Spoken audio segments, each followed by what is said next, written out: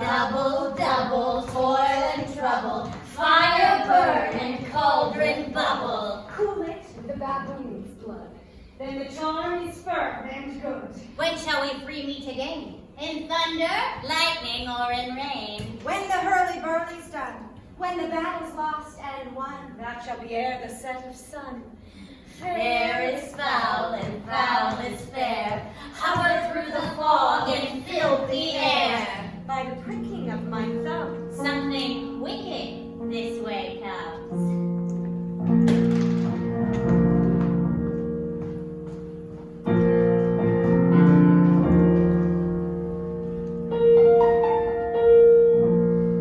Something has changed within me.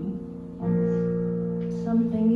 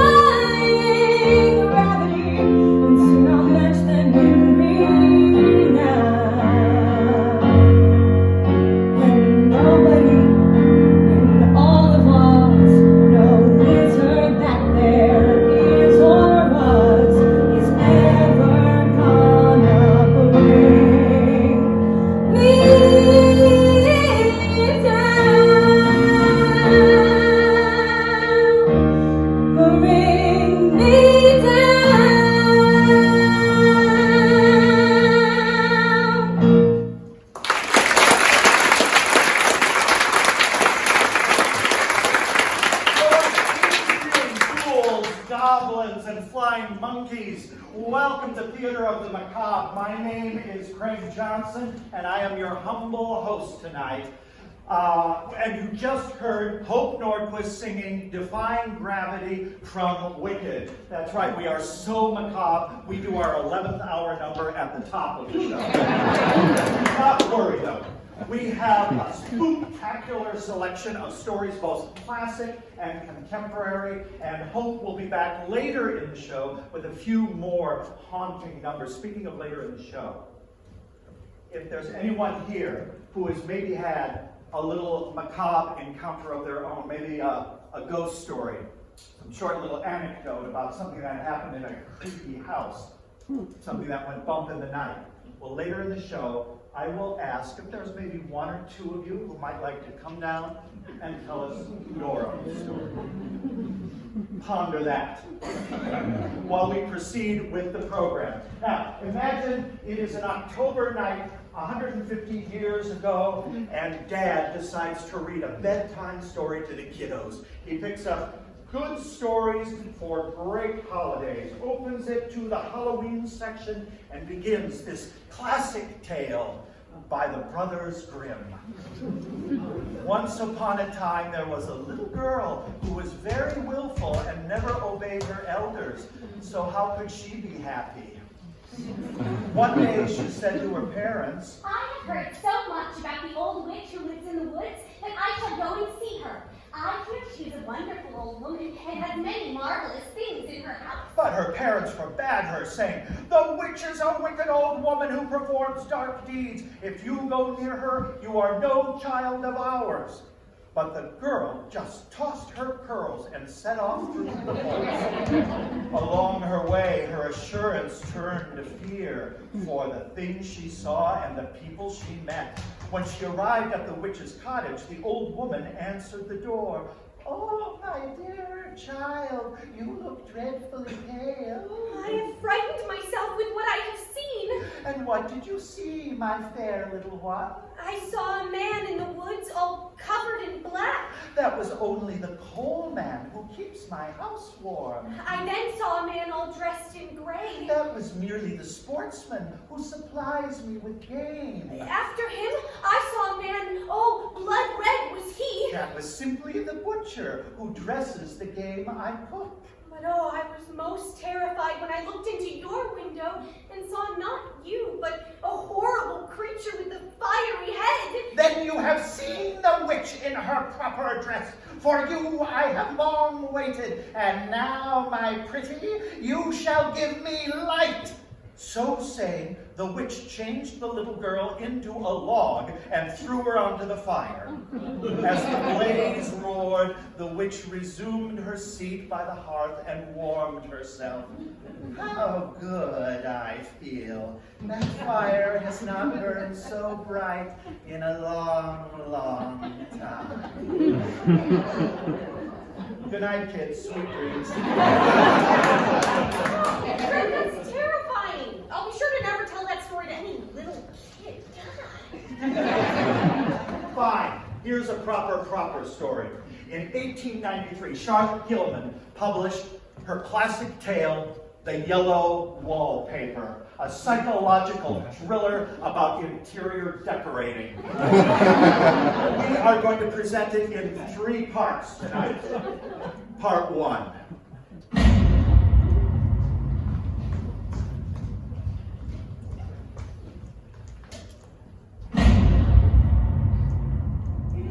Seldom that ordinary people like John and myself secure ancestral halls for the summer. A colonial mansion reaches the height of romantic felicity. Still, there is something queer about it. Else, why should it be let so cheaply and stood empty so long? John laughs at me, of course, but one expects that in marriage. John is practical in the extreme. He is a physician, and perhaps, that is one reason I do not get well faster. You see, if a physician of high standing and one's own husband assures friends and relatives that it is only a temporary nervous depression, a slight hysterical tendency, what is one to do? So I take tonics and journeys and air and exercise, and am absolutely forbidden to work. Personally, I disagree with John. Personally, I believe that congenial work would do me good. The very worst thing you can do is think about your condition. Yes, I confess it does make me feel bad. So, I will talk about the house. It is the most beautiful place. It stands well back from the road, and there is a delicious garden. It reminds me of English places that you read about. Hedges and walls and gates that lock. But there's something strange about the house. I can feel it. I even said so to John one moonlit evening. It's just a draft. Better shut the window. We took the nursery at the top of the house. It is a big, airy room, the whole floor nearly, with windows that look all ways and sunshine galore. It was the nursery first, and then playroom and gymnasium, I should judge. The windows are barred for little children, and there are rings and things in the walls.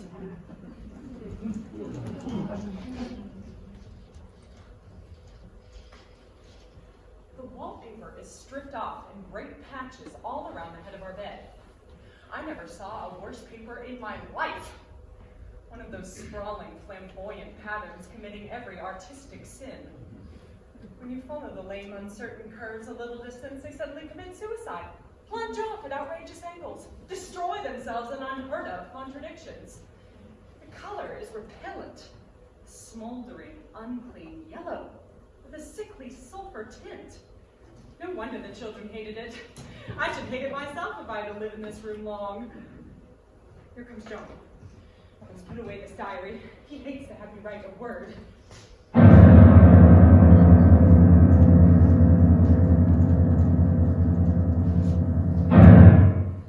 We've been here 2 weeks. John is away all day, and even some nights when his cases are serious. These nervous troubles are dreadfully depressing. What an effort it is to do what little I am able. I suppose John never was nervous in his life. He laughs at me so about this wallpaper. At first, he meant to repaper the room, but maybe I responded too excitedly. You're letting it get the better of you. First it would be the wallpaper, and then the heavy bedstead, and then the bars on the windows, and then that gate at the head of the stairs. This place is doing you good. Really. Then let us go downstairs. There are such pretty rooms there. My blessed little goose. Then you would have me go down to the cellar and have it whitewashed into the bargain. He's right. This is an airy and comfortable room, and I really am getting quite used to it. Out of one window, I can see the garden. There's mysterious, deep-shaded arbors. Out of another, I get a lovely view of the bay and a beautiful shaded lane. I fancy I see people walking these paths and arbors. Now, darling, with your imaginative powers and habit for story making, a nervous weakness is sure to lead to all manner of excited fancies. You ought to check that tendency. So I tried. I suppose when this was a playroom, they had to take the nursery things out. No wonder. I never saw such ravages as the children have made here. The floor is scratched and gouged, and this gray petty bed looks as if it had been through the wars. But I don't mind it a bit. Only the wallpaper. There is a recurrent spot where the pattern lulls like a broken neck, and two bulbous eyes stare at you upside down. Those absurd, unblinking eyes are everywhere. It has a kind of sub-pattern. You can only see it in certain lights. But when the sun is just so, you can make out a strange, provoking figure skulking inside the yellow wallpaper.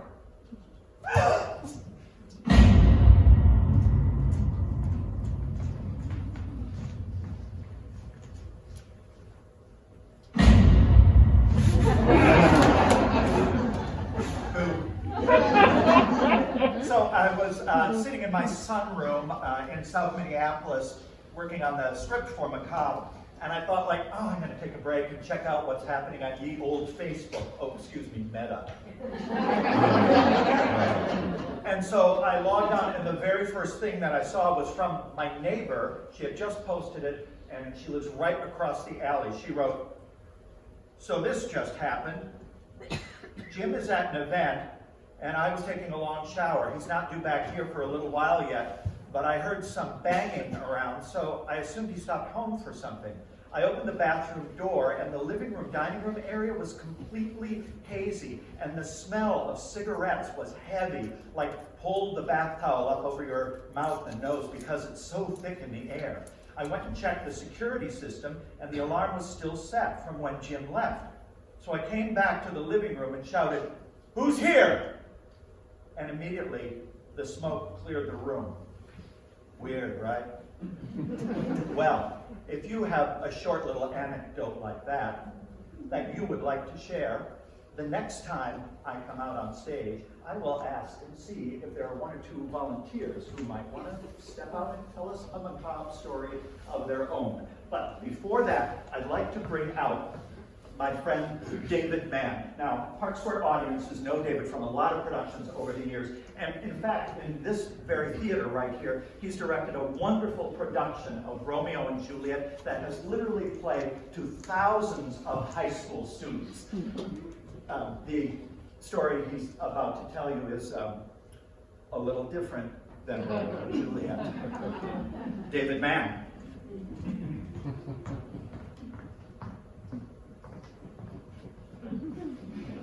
Hello. I'm Gerald, and I have a story to tell you. This one time, I watched my dad skin a fish, and I got to see what was inside. I liked that. My dad put the fish on a board and took his long fishing knife, and he sliced that little fishy from his tail to his gills. And he peeled the side right off. And that's when I got to see what was inside. Little tummy, little guts, little heart. And you know what? That little fishy was still wiggling with his side off.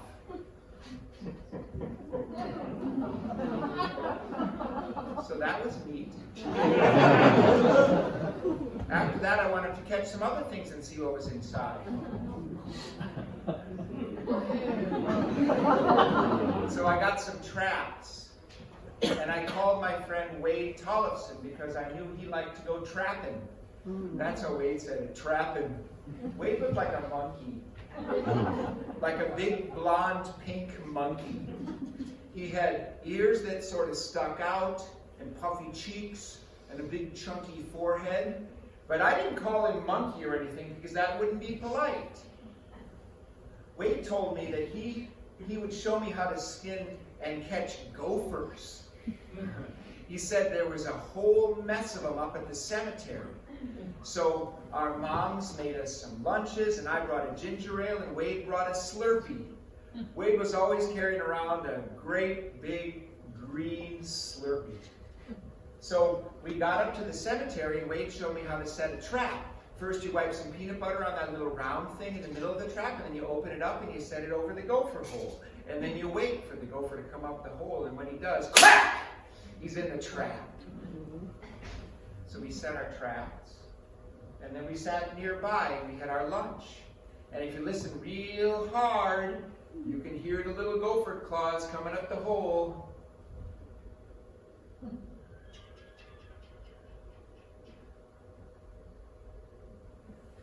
After lunch, we walked around and we checked our traps, and we caught 4 gophers. Well, I just couldn't wait to get home and see what was inside those little gophers. So we got home and we got my dad's fishing knife out, and Wade showed me how to skin one. First, you open him up wide and you nail his legs to the board. And then you cut off his feet. 1, 2, 3, 4. And then you cut down his chest and peel the skin away from the middle. His insides look like they're wrapped in a little package. And then Wade let me cut open the little package. And out spilled all the slimy insides. There's his liver. There's his lungs. There's his lunch. And then I cut off his head. His little throat looked like a tiny pink straw. Me and Wade skinned all those gophers, and we ended up with a big green pile of insides. but also some dynamite skins. I made them into a tepee village for a school project. So that was neat. We had a bird in my house, Mr. Pepys the parakeet. I wondered what was inside him. Maybe he's just hollow inside. I mean, he has to fly after all. But then where would all the birdseed go? So I reached inside the cage and slowly wrapped my hand around Mr. Pepys. I could feel him shaking a little bit, so I squeezed a little tighter. Then a little tighter. Then a little tighter. He stopped shaking. Bye, Mr. Pepys. And that's when I remembered something I saw at the Science Museum, where a body was all cut up into slices so you could see what was inside the insides, like olive bologna. And I thought, I'll make bird slices. So I went inside the house and I got a chop knife that my dad uses on the roast. And I laid Mr. Pepys out on a board and whack, whack, whack, whack! But I didn't get bird slices, I got a big mess. Bunch of bird feathers and birdie liver and a bunch of birdie poop. But I learned that Mr. Pepys is not hollow inside. Well, since I used all my gopher skins on my teepee village, I wanted to get some more. And Wade went on family vacation for 2 weeks, so I had to go up to the cemetery by myself. But I remembered what to do. Peanut butter on the trap, tip it over the hole, and wait.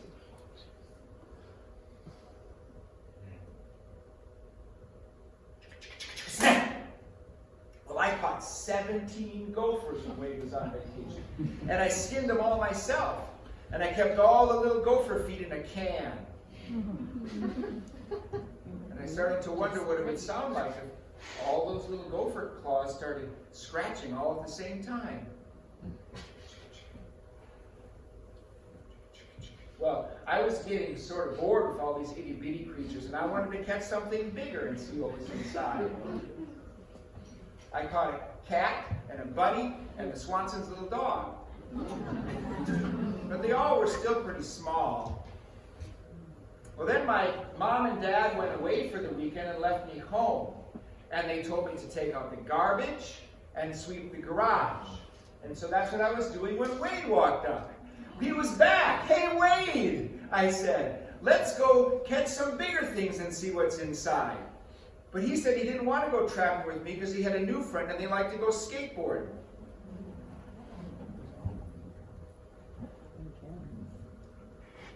Didn't like Wade anymore. And I picked up a baseball bat and whacked him in the head. Then I whacked him again, right in the head.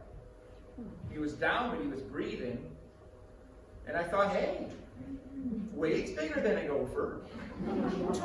So I dragged him into the garage, gagged him with my belt, and tied him to a chair. Arms, legs, chest, waist, nice and tight. Then I went inside and I got my dad's chop knife. And then I thought, I better fry the cut so Wade doesn't bleed too much. So I took this torch thing that my mom uses on her custardy dessert with the crispy caramel top. And then Wade opened his eyes. Hi, Wade. Let's see what's inside you. He looked a little worried. So I told him we were just going to start with the small stuff. And I picked up the chop knife and whacked his little finger off.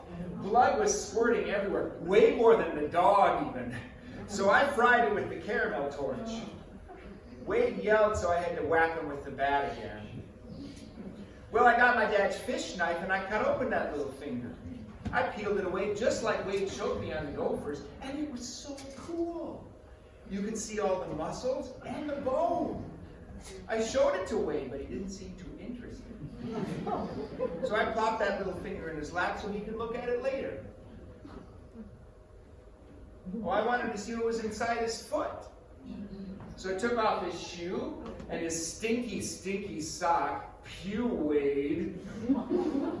and his stinky foot was waggling all over, so I took the chop knife and I whacked his ankle. And it took a couple of tries, but pretty soon that foot fell right off.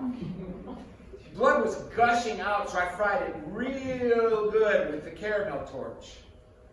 Wade looked kind of sleepy after that one. Well, I peeled his foot to see what was inside, and I saw all the muscles and the bones. And it was so funny, I could make Wade's toes wiggle if I pressed on the muscles. I showed it to him. Wiggle, wiggle, go the toes. And I think he thought it was funny, but it was hard to tell. Then I chopped off his hand and peeled it, and chopped off his other hand and chopped off his other foot. And I fried it all real good with the caramel torch so Wade wouldn't conk out on me. Then I tipped over his chair so he was laying flat, and I cut off his shirt. Time to peel you down the middle, Wade. Well, he was really squirming and fussing now, and so I told him to stop it, and he didn't. So I picked up the baseball bat and whack, whack, whack, whack, whack! Right in the head. Well, he didn't look like a blonde pink monkey anymore. His head was just a puddle of red and gray stuff. He wasn't moving, which was a bummer. Bye, Wade. I really wanted him to see this. So I skinned him down the middle like a great big gopher. I did it just like he showed me. Pulled the skin away from the side, and wow, everything was so big in there. I pulled out the heart, which was still beating a little, and I pulled out the guts, and the lungs, and the kidneys, and all these blobs I don't even know the name of. I'm going to look them up later. And then when I got to the stomach, his Slurpee came gushing out, and it was so funny. All that red stuff mixing with all that green stuff, like Christmas. So it was getting late, and I thought I better clean up. So I put Wade in a bunch of garbage bags and brought him down to the curb, and I hosed down the garage real good. I did a nice job. So, pretty quiet now. No one to talk to, except you guys. You want to hear a song?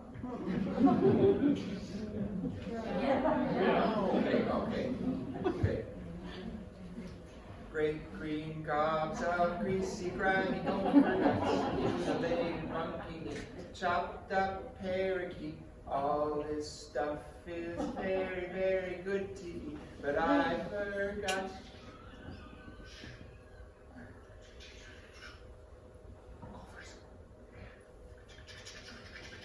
First a comment.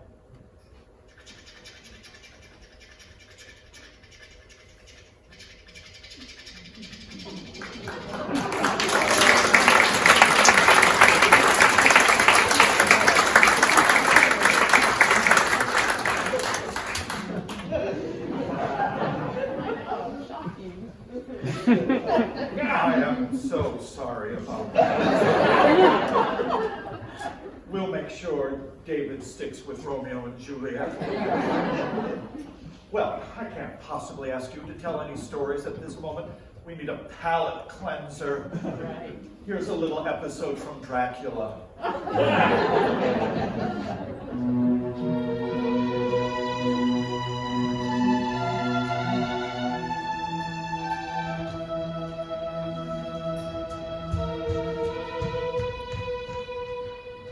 The Diary of Miss Mina Murray, August 10th, 1897, 11 p.m. My darling Lucy was at last in fine spirits after her strange sleepwalking illness here at Carfax Abbey.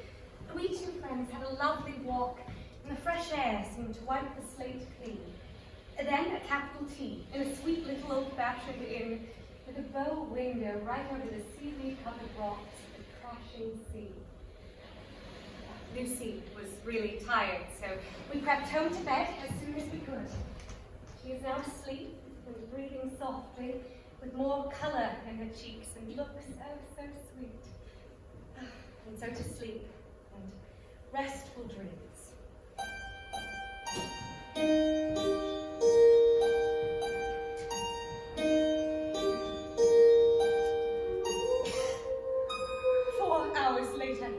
condemned night. No sleep now. We have had such an adventure, such an agonizing experience. I awoke with a strange sense of fear upon me and a feeling of emptiness all around me. The room was dark. I could not see Lucy. I stole across and felt for her. Empty. I looked about by the moonlight. She was not in the room. The door was shut, but not locked, as I had left it. As I was leaving the room to go and look for her, it struck me that the clothes she wore may give me some clue to her dreaming intention. A dressing gown would mean house, dress, outside. But both were in their places. Thank God she cannot be far from in her night dress. I ran downstairs and looked in the sitting room. Not there. I then looked in all the other rooms with an ever-growing sense of fear chilling my heart. Empty, empty, empty. Finally, I came to the front door. It was open. No time to think. I took a big, heavy shawl and ran out. The clock was striking 1, and there was not a soul in sight. Above the pier, I looked across the harbour in the hope, or fear, I don't know which, of seeing Lucy in our favourite seat. It was a bright, full moon and heavy black driving clouds giving light and darkness. For a moment or two I could see nothing, as the shadow of a cloud obscured St. Mary's Church and all around it. But as the sky momentarily cleared, I spotted the ruins of the old abbey coming into view.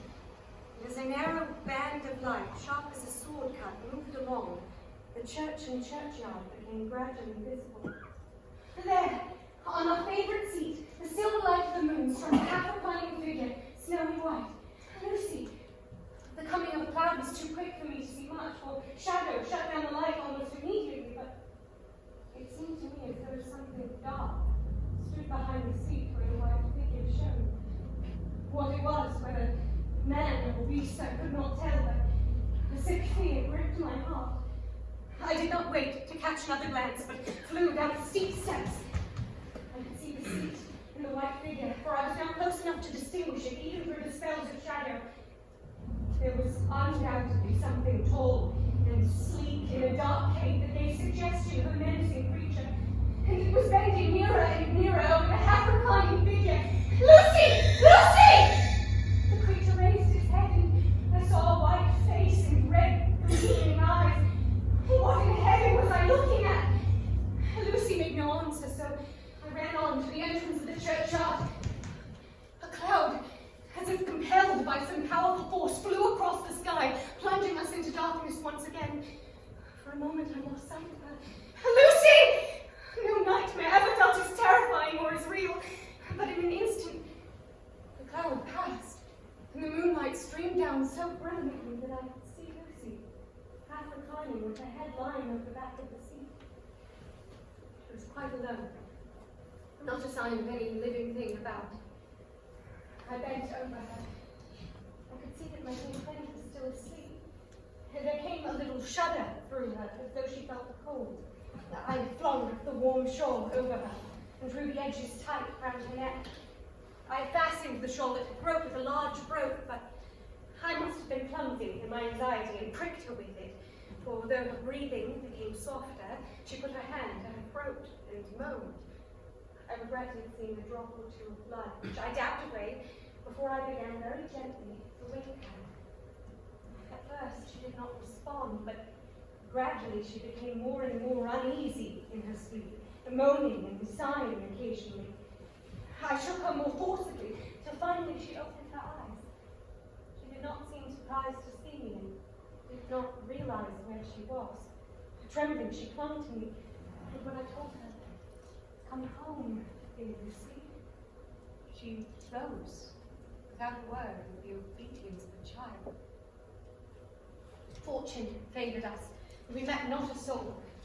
Once rounding a corner, a huge gust of wind caught us. Never have I heard so strange a roar from the wind as that gale. And then suddenly, the creature was upon us. Ah! Lucy let out a ghastly, yearning moan, and grasped the cross I always wore to say a prayer. Dear God! Ah!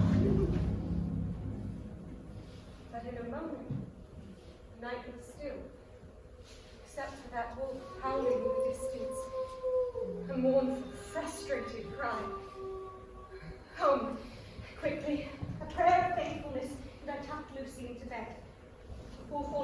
she gripped me, imploring, Mina, if you are my true friend, say not a word to anyone about this. It must remain our secret. Promise me. I hesitated, but thinking how such a story might become distorted, I replied, yes, of course, my darling. It just stay between us.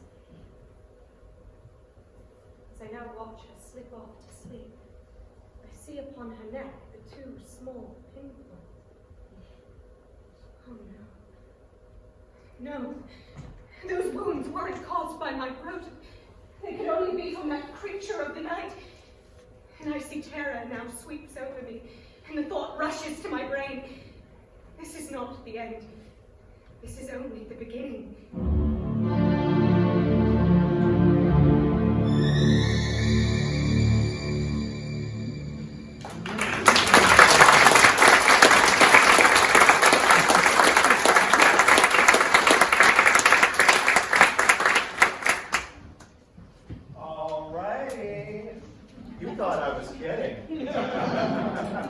Is there anyone here who has a short little story that they would like to tell, a little ghost story of their own?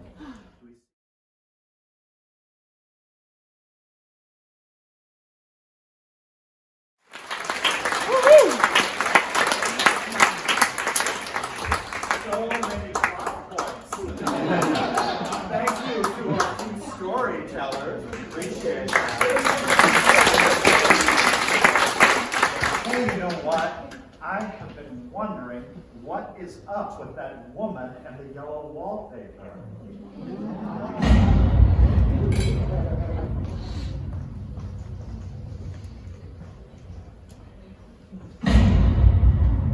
Well, the 4th of July is over. The people are gone, and I am exhausted. John thought it might be good to see a little company, so we had Mother and Nellie and the children down for a week. Of course, I didn't do a thing. John's sister Jenny is here now, and she sees to everything. I'm getting dreadfully fretful. I cry at nothing. Of course, only when I am alone. And I am alone a good deal. I'm getting really fond of the room in spite of the wallpaper. Perhaps because of the wallpaper. I lie here on this great immovable bed. It's nailed down, I believe, and follow the pattern about by the hour. Looked at one way, the floated curves and flourishes go waddling up and down in great isolated columns. But on the other hand, they connect diagonally, and the sprawling outlines run off in great slanting waves of optic horror. It tires me to follow it. I tried to have an earnest, reasonable talk with John. Let me visit Cousin Henry and Julia. I'm sure it will do me good. Please! Dearest, you know how these visits exhaust you. I did not make a very good case, for I was crying before I had finished. Dear John, he loves me very dearly and hates to have me sick. He gathered me up in his arms and laid me on the bed, then read to me till it tired my head. You're my darling, my comfort, my all in all. Only you can help you out of it. Do not let any silly fancies run away with you. You must take care of yourself.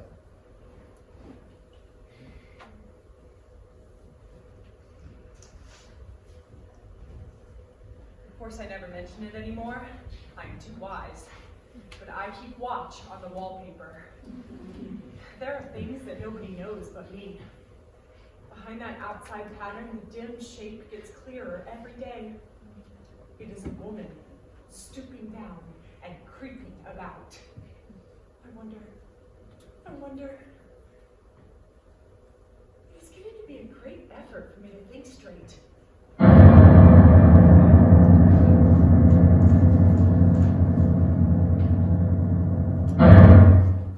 I tried to talk to John again last night. It was moonlight. The moon creeps so slowly from one window to the next. John was asleep, so I kept still and watched the moonlight on that undulating wallpaper till I felt creepy. The faint figure behind seemed to shake the pattern, as if she wanted to get out. I got up softly and... What is it, my girl? Don't go walking about like that. You'll get cold. John, I'm really not dating here. I wish you'd take me away. Darling, we can't possibly leave. Our lease is up in 3 weeks and the repairs are not done at home. You really are better, dear. You're gaining color and your appetite is better. No, I don't feel a bit better.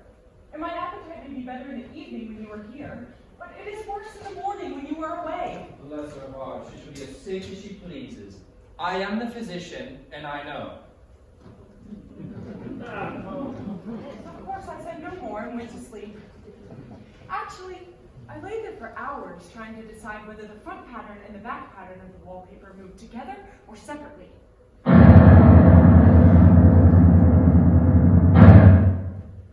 There's another marked peculiarity about this paper. It changes as the light changes. When the sun shoots in through the east window, I always watch for that first long, straight ray. It changes so quickly, I never can quite believe it. By moonlight, I wouldn't know it was the same paper. At night, it becomes bars. The outside pattern, I mean, and the woman behind it is as plain as can be. By daylight, she is subdued, quiet. It is the pattern that keeps her so still. It keeps me quiet by the hour. The fact is, I'm getting a little afraid of John. He seems very queer sometimes, and even Jenny has an inexplicable look. I watched John and caught him several times looking at the wallpaper. Then I caught Jenny with her hand on it once. She didn't know I was in the room. And when I asked in a very quiet voice, in the most restrained manner possible, "What are you doing?" She was quite angry and asked me why she frightened her so. Then she said that the paper stained everything it touched. That she had found yellow smooches on all my clothes and John's, and she wished we would be more careful. Did not that sound innocent? But I know she's studying that pattern, and I am determined that nobody shall find the woman in the yellow wallpaper but myself!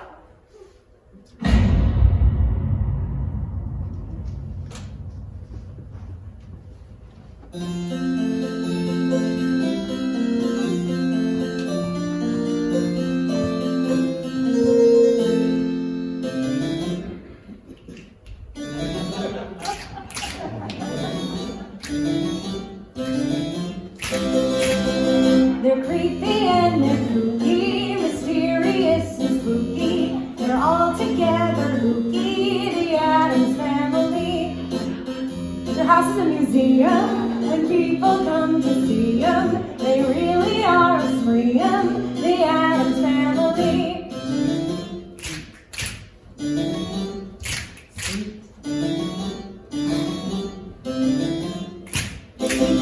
So throw a witch's shawl on, a broomstick you can crawl on. We're gonna pay a call on the Addams Family.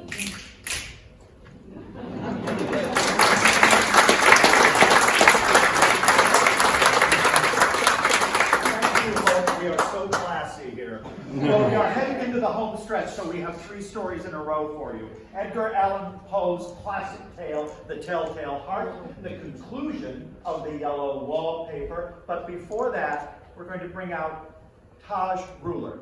And Taj is going to tell you a little bit about her experiences in middle school. These are nothing like David Mann's experiences. Taj?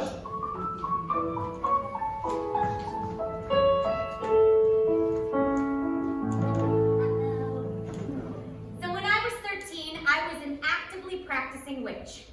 I would practice by watching every episode of Charmed to date, taking copious notes. I would have viewing parties of the movie The Craft, and instead of paying attention in Spanish class, I would secretly just be praying to Gaia that my active powers would reveal themselves.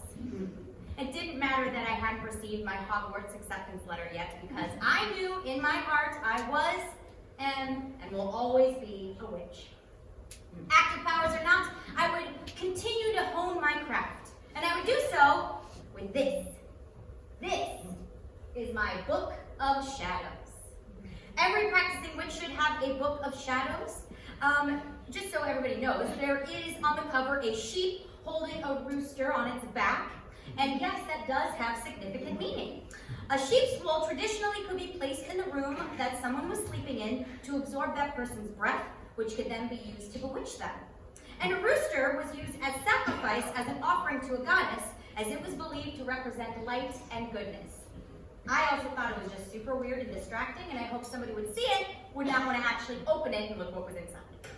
All the spells written and practiced in this book were enthusiastically written by a 13-year-old me. You are so welcome. Learning and pursuing witchcraft by myself filled me with so much joy, but I longed to be a part of a coven. A group of badass ladies ready to use their powers for the betterment of humankind, ideally on the weekends and during lunch break. It's common knowledge amongst witches, I should say, that if you want to join a coven, you can't just conjure one up. You have to ask permission. So, since you can't conjure one, what you can do is maybe invoke luck. So I wrote a luck spell with the hopes that it would translate to helping me find a coven. I knew it was a bit of a stretch, but I was no Willow from Buffy, so I had to make do with what I knew. So this is a luck spell. This is what I wrote in my book when I was 13. Materials: a candle, in parentheses, unscented is preferable but not required. Matches or a lighter. Yarn, a quiet space. Instructions: find a quiet spot where you will be not disturbed for at least 30 minutes, all caps. Sit down and place your candle directly in front of you. Create a circle around yourself and the candle with the yarn. Light the candle and focus on its flame. Visualize what you would like to invoke and recite the following spell. Goddess of the earth, I'm feeling stuck. Help me through with a bit of luck. Your wisdom and your power is what I wish to summon to guide me to my one true coven. There are more Dr. Seuss rhymes like that, so get ready. Although I turned to witchcraft to seek solace for feeling like an outsider, I do have a confession to make. I actually had a pretty decent middle school experience. I know, I'm so sorry. I had teachers who believed in me. I had a couple of really solid friends, and I was dominating at algebra and geometry. Truly, it was great. In fact, there was only one person who really made my middle school experience hard. And let's just call her Val DeMort. Val DeMort was the alpha, a textbook Regina George from Mean Girls. If she said jump, others would say, how high? She'd buddy up to you only to flesh out your fears and insecurities. A cunning Slytherin drunk off her own power. She only stuck her fangs in me once when she said, this is a direct quote, look, I hate to break it to you, but you'll probably never get a boyfriend because it'd be like dating a child.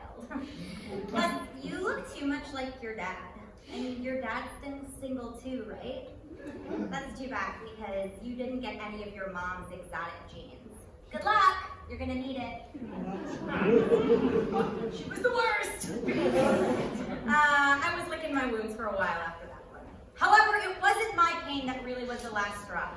No, it was when she went after one of my friends. I've never seen anyone make someone else cry just from the sharpness of their tongue before. And she did it with ease. It was horrible, dark magic. And I knew I couldn't defeat she who must not be named in a simple face-to-face confrontation. Her shrewd understanding of people's self-doubt, anxieties, and wants and needs made her untouchable. Witnessing her psychopathic intelligence on my friend made it clear that she derived pleasure from it too. That would not stand. And my 13-year-old self thought, her bitchiness must be bound.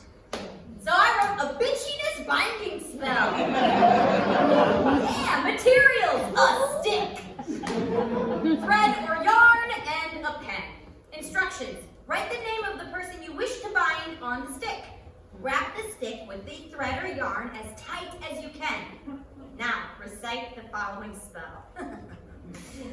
With the thread of the crimes of your own design, I bind your evil 3 times 7 times time. I bind you from behind, I bind you from before. I bind you so you hurt my people nevermore. I bind you from the left, I bind you from the right. I bind you by day, and guess what? I bind you by night. I bind you so you find your own good conscience within. So let this magic unfold. Now spin.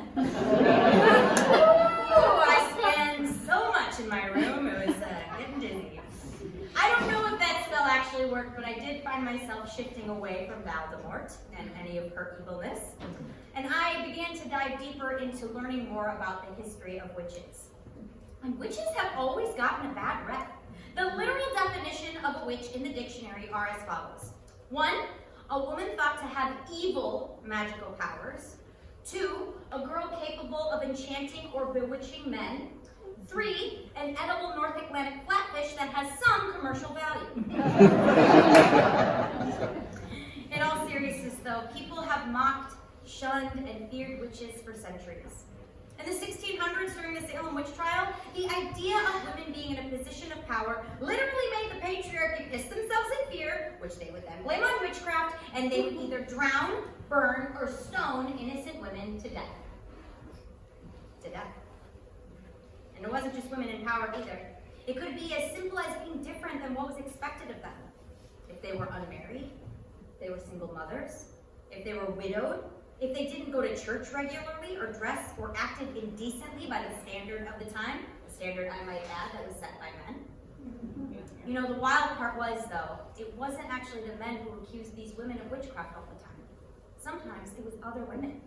Girls, young girls who were afflicted by strange behaviors such as barking like dogs, shrieking uncontrollably, having seizures, and proclaiming that invisible spirits were pinching them.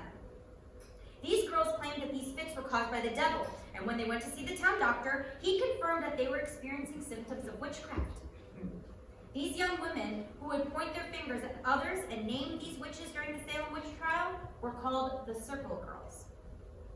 Before the Circle Girls were plagued with these bouts of madness, they were the ones who were actually dabbling in fortune telling, specifically a technique called the Venus glass, which is where you drop egg whites into a glass of water and interpret whatever shapes or symbols appear as an attempt to learn more about your future.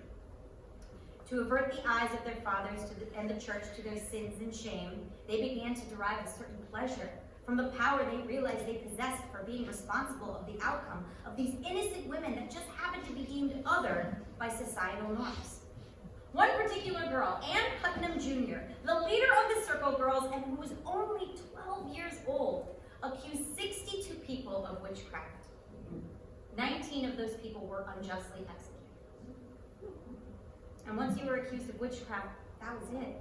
If you claimed you were innocent, the devil was making you say that and you were going to be persecuted. If you confessed to witchcraft and even repented, you were still going to be persecuted. Damned if you do, damned if you don't. And I wish this was a thing of the past, but sadly, we still live in a world where women are constantly feel undervalued, threatened, and powerless. We're still persistently put on trial. I know I feel like I'm held in check all the time for not fitting into a neat little box. I have not, nor will I ever fit the mold of the norms of society. I'm too short, too big, I'm too white to be mixed, yet too mixed to be white. I'm not feminine enough, yet not tough enough. I get judged for not wanting to wear dresses, for not wanting to have kids, for not knowing if or when I'll be ready to get married, or for wanting and liking doing things on my own. Witchcraft is this secret weapon, though, a foreboding power that is untouchable in a society that fears women who dare to be individual. That's why I turned to the craft. I have always yearned for something that yields power by embracing being distinct rather than seeking sameness. If you look at most female characters in the media, they tend to get their strength from outside influences. A witch, however, she gets her strength from within. And I don't have a spell to magically make centuries of haters and oppressors vanish. I wish. But I believe by coming forward and making our stories of prejudice, discrimination, and oppression known, we can one day make these witch trials end. Thank you.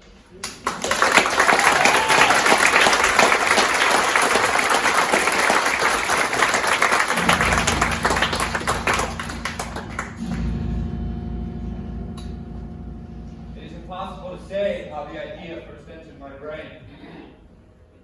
But once conceived, it haunted me day and night. Object there was none. Passion there was none. I loved the old man. He had never wronged me. He had never given me insult. For his gold I had no desire. I think it was his eye. Yes, it was this. He had the eye of a vulture.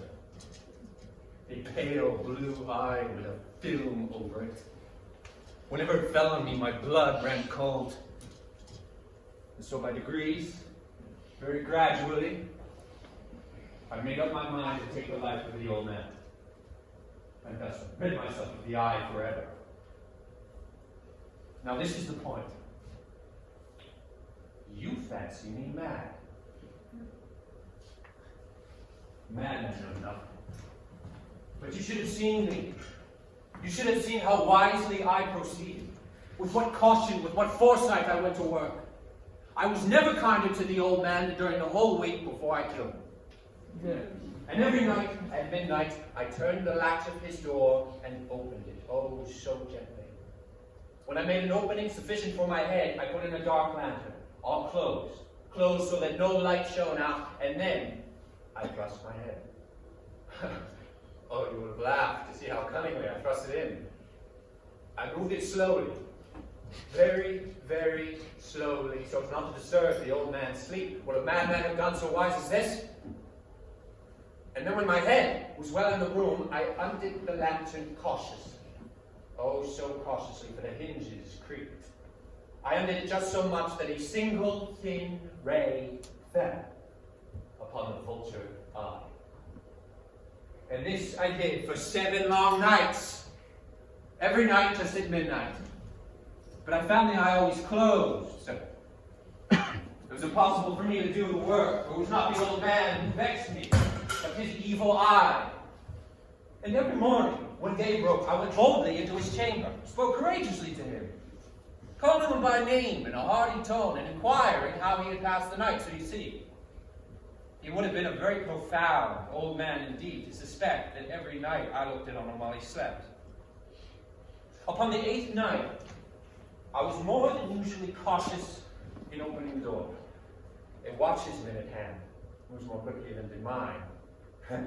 I could scarcely contain my feelings of triumph. I fairly chuckled at the idea, and perhaps he heard me. But he sprang up in the bed quite suddenly as if startled. Now you may think that I drew back, but no. His room was as black as pitch, and I kept pushing on. Steadily. Steadily. I had my head in the room and was about to open the lantern when my thumb slipped upon the tin fastening, and the old man sprang up in bed, crying out, "Who's there?" I kept quite still and said nothing. For a whole hour, I did not move a muscle.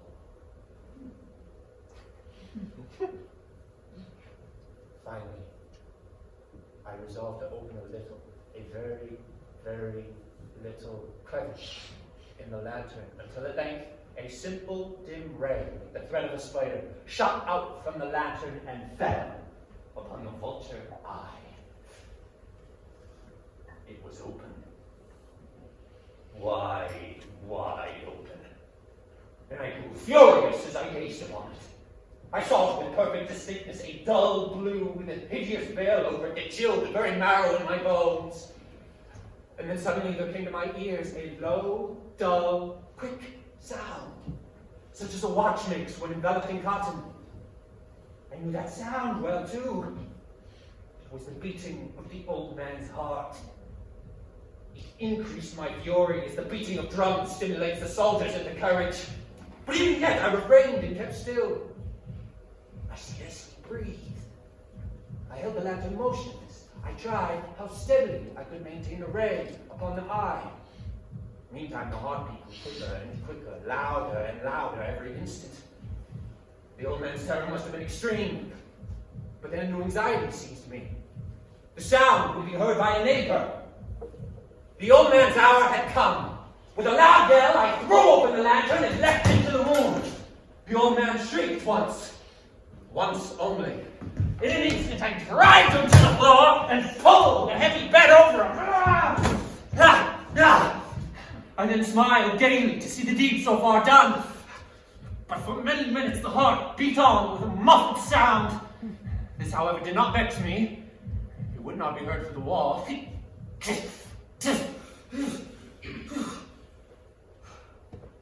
At length it ceased.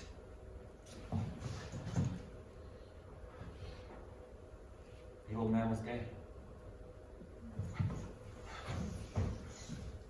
my hand upon the heart and held it there for many minutes. There was no pulsation. He was stone dead. His eye would trouble me no more.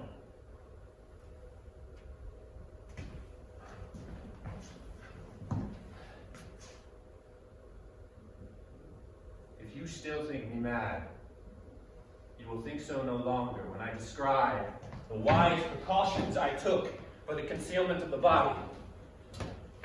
The night waned, and I worked hastily. First of all, I dismembered the corpse. I cut off the head, the arms, and the legs. I then took up 3 planks from the flooring of the chamber and deposited it all beneath.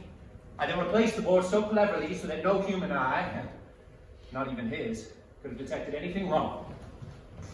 There was nothing to wash out, no stain of any kind, no blood spot whatever. I had been too wary for that. When I made an end of these labors, it was 4 o'clock, still dark as midnight. When the bell sounded the hour, there came a knocking at the street door. I went down and opened it with a light heart. But what had I now to fear? There entered 3 men, who introduced themselves as officers of the police. A shriek had been heard in the night. Suspicion of foul play had been aroused. Information had been lodged at the police office, and they had been deputed to search the premises. I smiled, bade gentlemen welcome. The shriek, I said, was my own in a dream. The old man, I mentioned, was absent in the country. I took my visitors all over the house. I bid them search well. I led them in length to his chamber. I showed them his treasures, secure, undisturbed. In the enthusiasm of my confidence, I brought chairs into the room, the desire to hear, to rest from their fatigues, while I myself, in the wild audacity of my perfect triumph, placed my own chair upon the very spot beneath which reposed the corpse of my victim.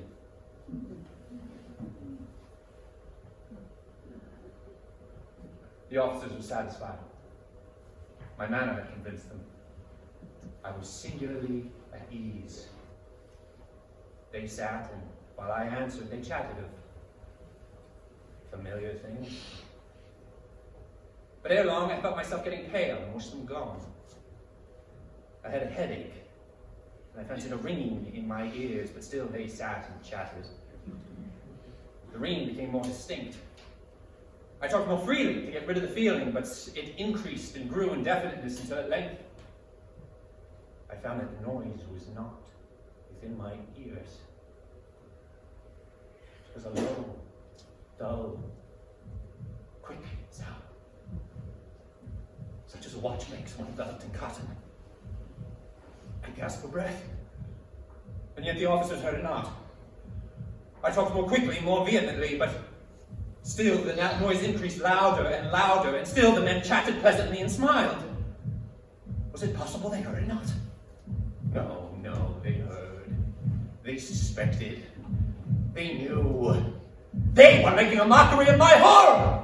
This I thought, and this I still think! But anything was better than this agony. Anything was more tolerable than this derision. Oh, I could bear the hypocritical smiles no longer. I felt I could scream or die. And hark again louder. Louder! Louder! The villains dissemble no more! I admit the deed! Tear up the planks here! It is the beating of his hideous heart!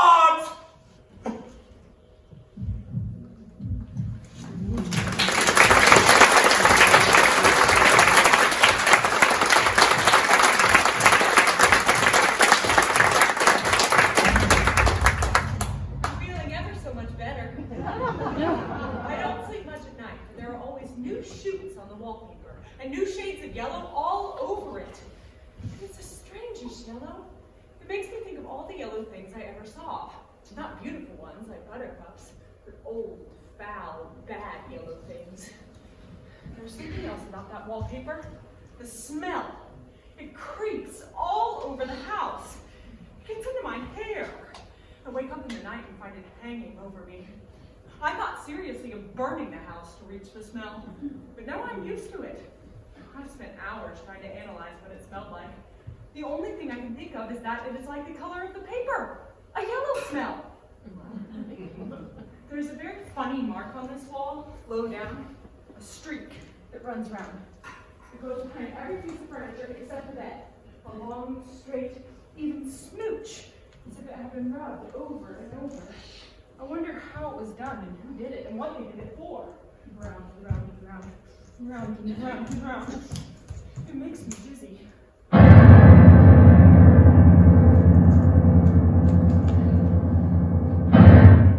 That front pattern does move, and no wonder! The woman behind shakes it. Sometimes I think there are a great many women, and sometimes only one, and she creeps around fast. In the bright spots, she keeps still. And in the shady spots, she just takes hold of the bars and shakes them hard. She's all the time trying to climb through. But nobody could climb through that pattern. It strangles so. I think that is why it has so many heads. They get through, and then the pattern strangles them and turns them upside down and makes their eyes white. If those heads were covered or taken off, it would not be half so bad.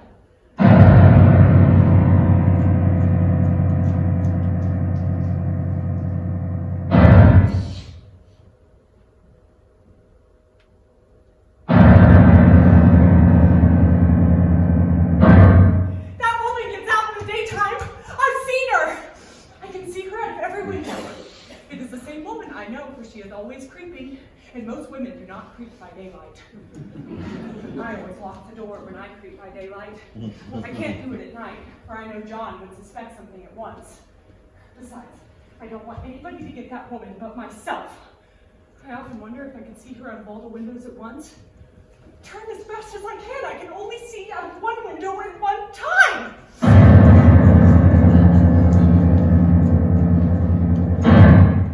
Only that top pattern could be gotten off. I mean to try, little by little. There are only 2 more days, and I believe John is beginning to notice. I heard him ask Jenny a lot of professional questions. He asked me all sorts of questions too, and pretended to be very loving and kind, as if I couldn't see through him. Still, I don't wonder he acts so, sleeping under this paper for 3 months. I feel sure John and Jenny are secretly affected by it.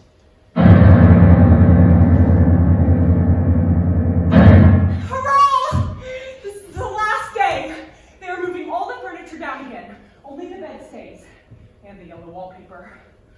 As soon as it was moonlight and that poor thing began to crawl and shape the pattern, I got up and ran to help her. I pulled and she shook, I shook and she pulled, and before morning we had peeled off yards of that paper, a strip about as high as my head and half around the room. And then when the sun came and that awful pattern began to laugh at me, I declared I would finish it today. Jenny looked at the wall in amazement, but I told her merrily that I did it out of pure spite at the vicious thing. She laughed and said she wouldn't mind doing it herself. How she betrayed herself that time. But no person touches this wallpaper but me, not alive. She tried to get me out of the room. It was too patent. And I said it was so quiet and nice and clean now that I believed I would lie down again and sleep all I could, and not to wake me even for dinner. I would call when I woke. So now she is gone. And the servants are gone, and the things are gone, and there is nothing left but this great bedstead nailed down. I quite enjoy the room now. How those children did tear about in it. This bedstead is fairly gnawed. But I must get to work. I've locked the door and thrown the key down into the front path. I don't want anybody to come in till John comes. I want to astonish him. I forgot, I cannot reach high without anything to stand on. This bed will not move. I tried to push it until I was lame, and I got so angry I bit off a little piece at one corner, but it hurt my teeth. And I peeled off all the paper I could reach. It sticks horribly, and the pattern just enjoys it. All those strangled heads, and bulbous eyes, and waddling fungus grows to shriek with derision. I'm getting angry enough to do something desperate. To jump out of the window would be admirable exercise. But the bars are too strong even to try. Besides, I wouldn't do it. A step like that is improper and might be misconstrued. I've got a rope that even Jenny did not find. If that woman does get out and tries to get away, I can tie her. I don't like to look out of the windows even. There are so many creeping women, and they creep so fast. I wonder if they all came out of the wallpaper as I did. I'm securely fastened now by my rope. She won't get me out there.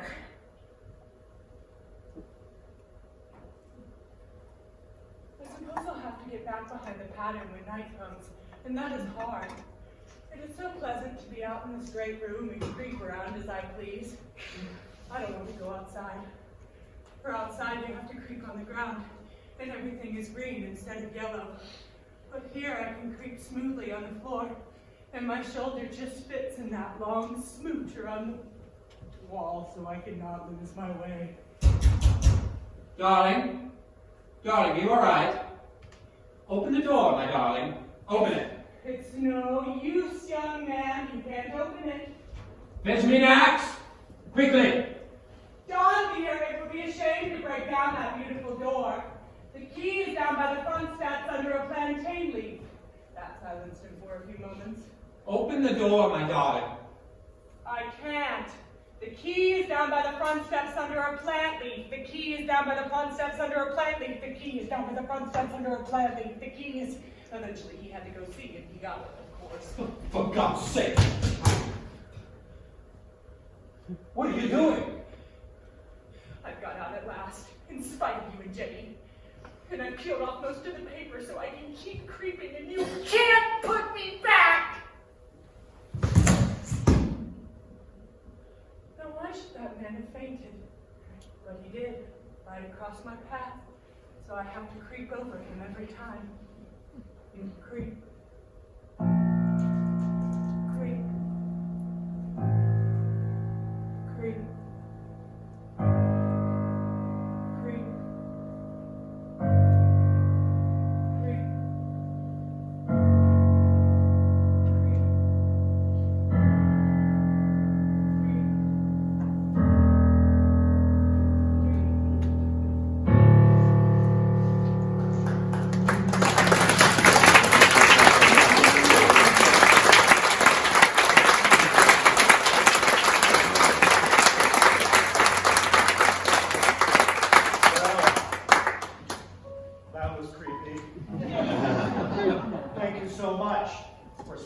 A bit of your Halloween weekend with us. Thanks to Kim Vasquez for coming up with this whole idea for Theater of the Macabre. Thanks for the great team here at Park Square Theater, especially Aaron and Sarah up there in the booth. And a special thank you to Natalia Peterson on the keyboard.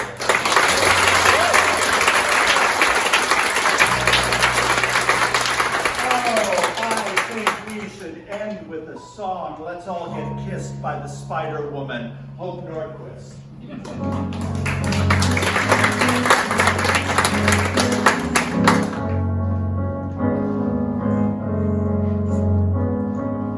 Sooner or later, you're certain to meet in the bedroom, the parlor, or even the street.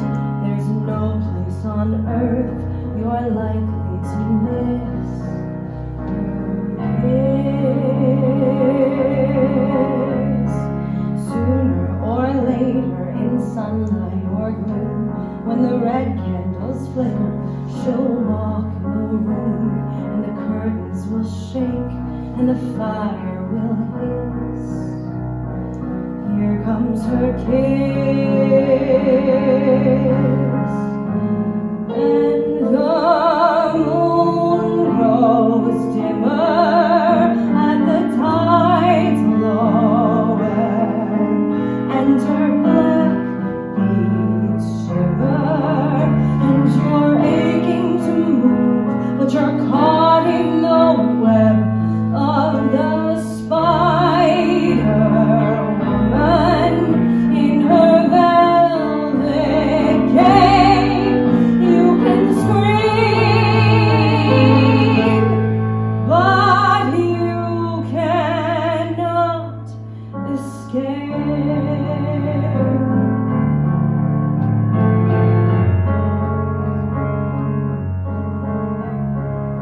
Sooner or later your love will arrive, and she touches your heart, you're alert and alive. But there's only one pin that can puncture such bliss, her kiss. Sooner or later your vain success and your minions salute. They say nothing but yes, but your power is empty, it fades like the mist. Once you've been kissed, and the